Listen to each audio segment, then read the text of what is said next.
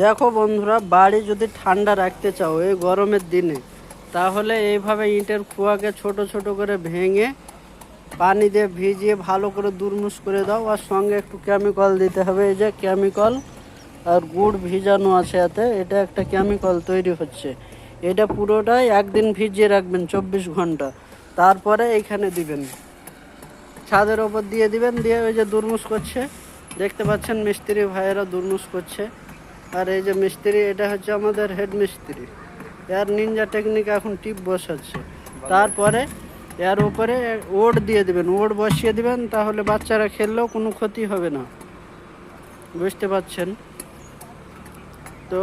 ঠিক আছে, এটা আজকে হলো। এরপরে আবার দ্বিতীয় পার্ট আসবে।